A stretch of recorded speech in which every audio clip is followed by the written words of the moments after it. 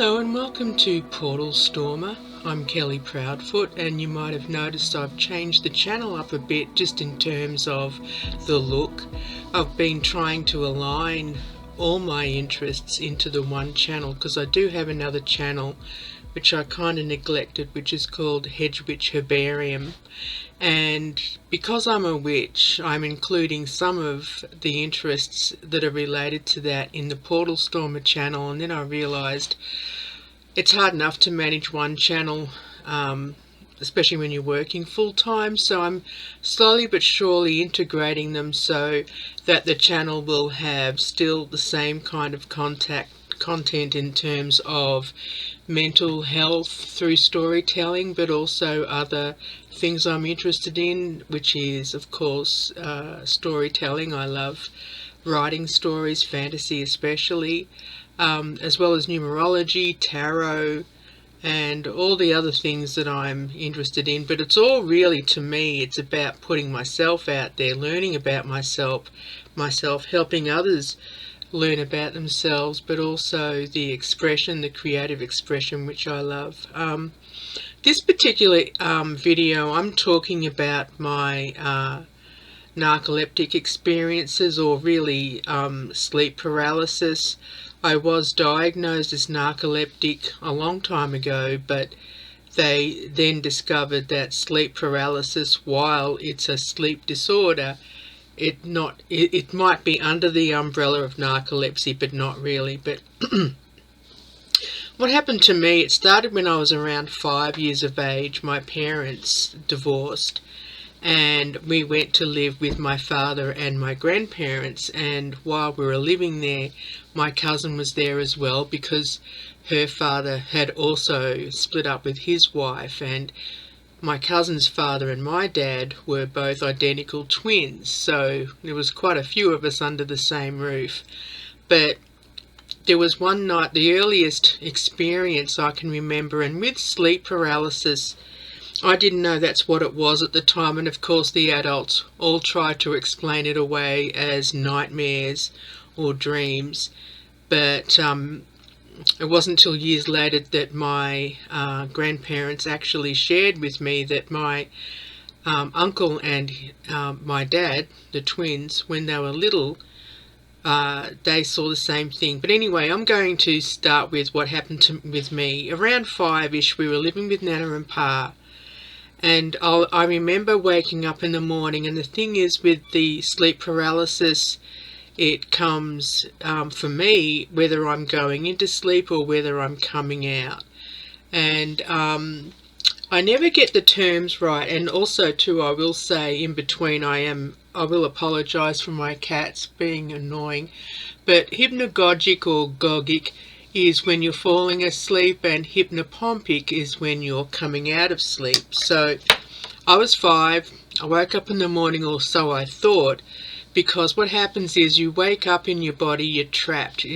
When you go into sleep, you go through usually 3 levels. They say now there's more than that. You know how they're always reinventing stuff. But in general, the first level when you're going to sleep is when you're just starting to relax. The second level, your body starts locking the muscles so that you don't act out the dreams, which is why sleepwalkers have that issue. When they go down, they slip right past that, and that's what I do too.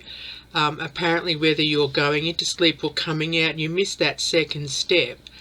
And for me, it was like I could wake up in an instant, but I'm already dreaming, you know, because I've skipped the second step. When I'm falling asleep, I can go straight into the dream, and if I'm woken up, I'm still dreaming. But my body freaks out, because as I'm coming out of sleep, oh yeah, let's activate the muscle locking system, and that's why you wake up, you can't move, you can't scream, or you're screaming in your throat. But anyway, when I was a kid, I was coming out of sleep. That's the first one I remember. And I remember not being able to move and wondering why. I had an experience prior to this, which I'll talk about, and I have talked about it briefly before, but I just woke up and felt like there was something rubbery next to me, and when I turned my eye or looked over with my eyes, I saw this rubber man who was completely just made like he was blue marble but rubber at the same time. So he looked like he was made out of blue rubber, but also with this marbling through his body and no features or anything, just a humanoid figure. And I was afraid of him because I saw that there was a is it a sarcophagus or one of those, a big concrete tomb, and he was cuddling me so hard. He was bringing me into his body, and I remember my face and my whole body sinking into this rubber. It was almost like hard jelly.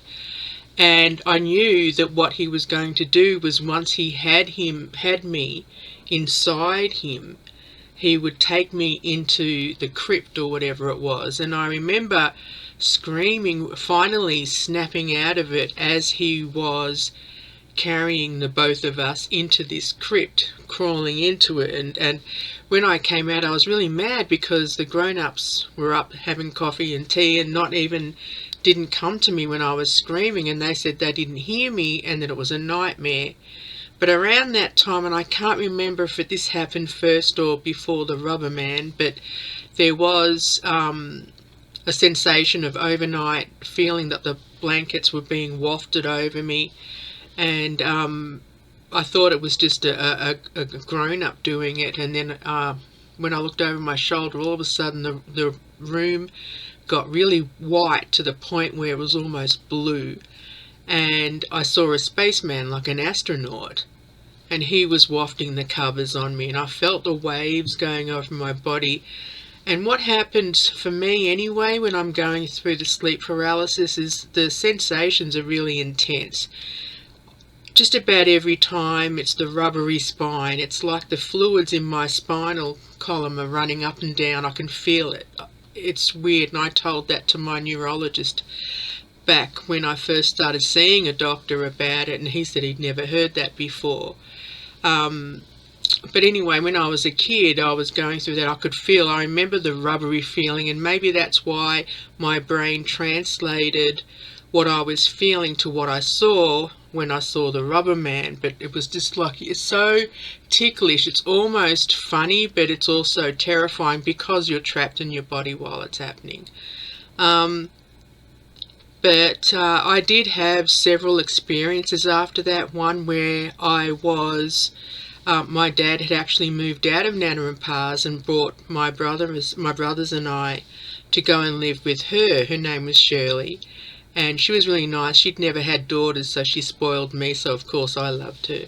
But anyway, at that house, one of the first nights, I think it was, that we'd moved in there, I had my own room, and I woke up. It was again coming out of sleep. As I said before, sometimes it's going in, but this time I remember I was coming out.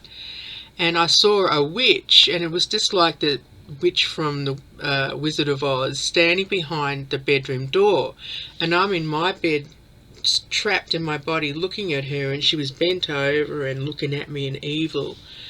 And then the next minute I know she's multiplied herself to the point where there was like, I don't know how many beds in the room, but the whole room was full of beds, and there was a witch at the end of each bed. And they kept creeping towards me, and I woke up screaming, and again telling the parents, or my dad and his girlfriend Shirley, and it was a nightmare again. Another one I had, which was kind of around that time, I probably would have been about 6 or 7. Oh yes, so that would have been a bit later. But my mum had actually, she'd gone through a lot of stuff, and I'm going to be doing a video about her because I've turned a corner where it's not all anger and hatred towards what happened to me, but developing some compassion has helped healing that, plus healing my memory of her. But anyway, in this dream, how she represented to me, well, it started off as a dream and then ended up an episode, but she had at the time, because mum and dad had split up, she'd taken up with this guy, and it turned out that he was married, and she tried to do something to herself. And what happened was she ended up in a mental hospital, and us kids, we were taken to visit her. Dad took us, and I remember seeing her, because she was on all this medication. Her eyes looked so crazy, like she just looked like a different person, but I was still happy to see her because I missed my mum. But in the dream, it started off, I was walking down the street with Steve Austin from the $6 Million Man. He was my boyfriend. Even though at the time, at that young age, I wasn't thinking in terms of romance or sexuality or anything. It was more the comfort and the security of an older man who could take care of me. I remember that sensation, looking up at him adoringly, not with a lustful thought. Of course, some people will automatically go there because that's where they are. But anyway, in the dream, we're walking along, and I see across the road there's a whole, like a trash. People have put it out to be picked up, but a lot of them are just like lockers, like in the school hallways, you see, and they're all broken down. And I knew my mum was behind there because she kept looking over, and she had the same crazy eyes, and her hair was all matted and crazy, just like a witch. And Steve Austin said, let's go over there, and I didn't want to, but when we rounded the corner of the lockers, she was standing there hunched over like a witch and holding a teddy bear that had 8 arms. It was like an octo teddy. And she was trying to give it to me, and I was freaking out and screaming, and I'd woken up in my bed, and it's the same deal, frozen in my body and screaming. And I remember thinking at the time that my mum was a witch, she was a monster, but at the same time being conflicted about that because I loved her. And at the time I didn't know, even though I knew they weren't dreams, and I was upset that they didn't take me seriously, I didn't know what they were, but I did often feel like I was under psychic attack. And years later, when I talked to the neurologist, something told me, don't say, yes, I feel like I'm under psychic attack, because then they'll think I'm schizophrenic. So I'd kept those things to myself. But I had more and more experiences over the years where, again, trapped in my body, seeing things, feeling things. And sometimes if I snap my chin, if I can at least turn my chin a little bit to the right, it can snap me out of it. So I started learning to do that. But the worst one I had was when I got to the age 21, and it was really intense. And there was nothing different about my life. I wasn't taking a lot of medications or anything. I might have been smoking a bit of chuff, but there wasn't anything. There was intense stuffing up with my physiological, the physical or the mental or the spiritual side of me, whatever. But I just went to bed one night, and it started off, I had this really incredible dream where I was floating in the ether. It was all black, pitch black, and I knew there was an entity on each side of me holding my arms. And when I turned to look at them, they were like monsters, like from the old biblical paintings you might see, where they had the faces on the groins as well, and they had horns, and they were really grotesque looking. But telepathically they were telling me that I needed to meet my higher self, and that I was there to learn about masks and how what you see is not always what's going on. But I knew it, but I was so scared by how grotesque they looked. I just wanted to get back to my body. And this is sort of interesting how I've astral traveled, and sometimes they've become part of the sleep paralysis, sometimes totally separate. But in this instance, I knew I was out of my body, and I was looking around to try to see my cord to see if I could follow it back. I just didn't want to be there. And they kept telepathically telling me, you'll regret it.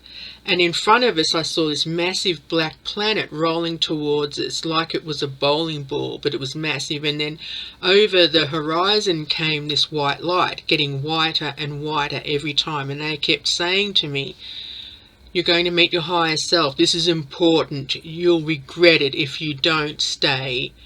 But I kept thinking, but what if it's not my higher self? What if it's something demonic or whatever? Not that I was religious or anything.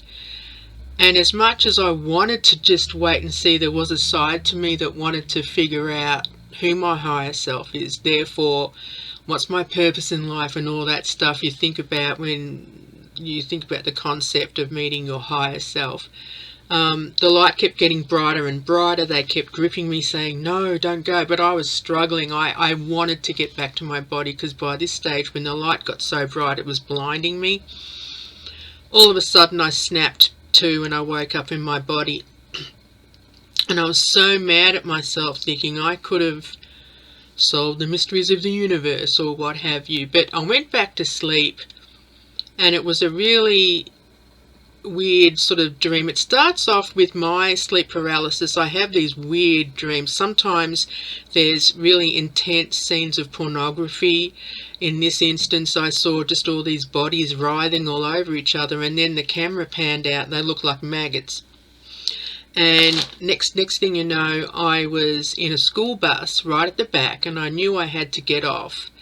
So as the bus pulled up, there was a little girl standing at the bus stop, and when I went to the front of the bus, I turned to look at the driver, and he had this horrifying face, like he was really mad at me, but also really evil. And I knew, I've got to get off this bus. And when I turned around to walk down the stairs to get off the bus, I was looking at the little girl, and her head was like a balloon being blown up, and her eyes were getting bigger and bigger, and I didn't want to turn back to look at the horrifying bus driver. But so I kept looking at her, and as soon as her head exploded, I woke up. But I was trapped in my body. And it was the most intense one I'd had, because it involved everything, including smell, of course, sensations, but audio. I could hear these like crossing bells, like, you know, at a cross, when the train crossing, when the bells go nuts. Well, it was not only, when I looked over my shoulder, because I could just look with my eyes, even though I was trapped in my body, it looked like a big, you know, cross, but it was going back and forth like it was rubber. Like it was always rubber, because yes, I had the fluid running up and down my neck and that horrible rubbery feeling. And not only that, but I saw all over the walls there were these eyes, and they were all looking at me. And then I looked up at the ceiling, and there were 3 aliens. There was 2 on the outside, and the one in the middle was really weird. It's like its face was floating in front of its head. And it was like I call it a milky mirage, and I included these stories in my fantasy series, The Storming Archives. And they were just looking at me, observing me, and these eyes and this sound of this crossing bell really loud. And I was freaking out, and in my throat, it felt like I had a mouth inside my throat, and it was mocking me. I could feel it, the lips moving, and I could hear the voice saying, why don't you call your mummy? Why don't you call your mummy? Like I was an infant. And all the things I was seeing and hearing and feeling, and I could smell toast, which apparently is a common thing with people who have sort of, you know, problems with synapses misfiring or whatever. The only thing I could think of was to call on my higher self. Please help me, I can't snap out of this. I couldn't turn my chin like I sometimes can. And all of a sudden I saw an orange light, like a ball of light, but it was really diffused, up in the corner of the room, and something told me, focus on that light and you'll be able to snap out of it. And I felt like it was my higher self, but there was no form. It was just an orange light of all colours. I mean, I would have loved it to be violet or something, or black, but no, it was orange. And focusing on that light snapped me out of it. And I'm telling you, when I got up and went out into the kitchen, I could still hear the bells like they were still right here over my shoulder. I could still smell the toast, and I felt like something was in my throat. It took probably 15 minutes for those sensations and the noises to subside. And I realised at the time, okay, I've got to get this checked out. This is ridiculous. I can't keep going like this. I mean, another one of my episodes I saw like someone was pumping sausage meat through vents, and it was coming out like arms, and they were sort of like flowing towards me. Next thing you know, I'm awake in bed but trapped, and I could see sausage arms coming out of the drawers. And then on the ceiling I saw it's almost like I was upside down, because it was a field of grain. It was just like someone tipped over a silo and there was wheat or grain all over, but on the ceiling. And then a hole opened up in the middle and a hand came down, and I knew it was going to grab me and take me. And then of course I freaked out enough to wake up. But I've had a lot of those experiences throughout the years, and luckily I was able to curb them by CBD or THC. Sometimes just the good old marijuana helped. I don't have them anywhere near as bad now or as often. But of course I'm not smoking or taking CBD now. I'm cleaning myself through. I'm trying to get off medications too, but the last straw is the thyroid medication. But anyway, I went to see a neurologist, and he did some tests on me, and he said my brain waves were really unusual, because on the EEG, the right side of my brain was virtually inactive. And he said the majority of your activity in your brain is happening on the left side. And I was a bit freaked out by that, but he said, well, do you notice anything different? It's really interesting, because you talk about left brain, right brain and all that stuff.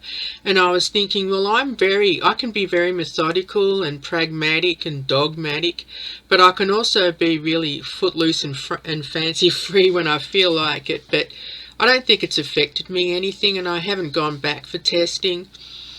But the episodes themselves get passed, well, the syndrome, or whatever you want to call it, usually gets passed on through males. Well, that's what they said, the doctors said. But because not only my dad and his uncle had gone through it when they were kids, in the same room where I saw the spaceman, the astronaut, they had, when they were in a crib, they remember seeing what they called the white milkman, and who would just come in and stand at the end, and they weren't afraid of him. And my grandfather, their dad, when he was a kid, he had seen a ghost. He called him a ghost. So we all wondered if we're just getting visitations throughout the generations. And it was really incredible when my son went through it. He was 3 years of age, and just to give you some background, he wasn't really talking much at all. He would say one word or two words, but he wasn't really stringing sentences together. He started walking really early. He's like 10.5 months when he did 14 steps, not just his first step. There were 14 steps. So they say if they walk early, they talk later, and vice versa. If they walk later, they talk early. But anyway, he was 3, not really saying much in terms of communication, although communicating the way 3-year-olds do. And one morning I was sitting having my cup of tea, and he just came out of his room really angry at me. And he said, "Why didn't you come?" And I just looked at him and thought, he just said a sentence. And I said, "What are you talking about?" He said, "You didn't come. I was yelling and you didn't come." I said, "When?" And he said, "Last night I was crying and yelling, but I couldn't move. I was trapped in my body." And I'm hearing all these words, just trying to get a grip on the fact that he was actually saying sentences. And I said to him, "Now tell me what happened. I didn't hear you. I'm sorry. What happened?" And then he said, and I hadn't even talked about this in front of him, because I don't even know if I was into it at the time, but he said to me, "We come from the Pleiades constellation." And I just looked at him and said, "What?" He said, I come from the Pleiades constellation, and you do, and Grandma. And I said, "What are you talking about?" And he spun me out so much that I had to go. My brother lived next door, so I took him over. I said, "Tell your uncle what you just told me." And he repeated the same thing. "We come from the Pleiades constellation." And my brother looked right at me like, "What?" I'm sure he thought I'd coached him, but I hadn't.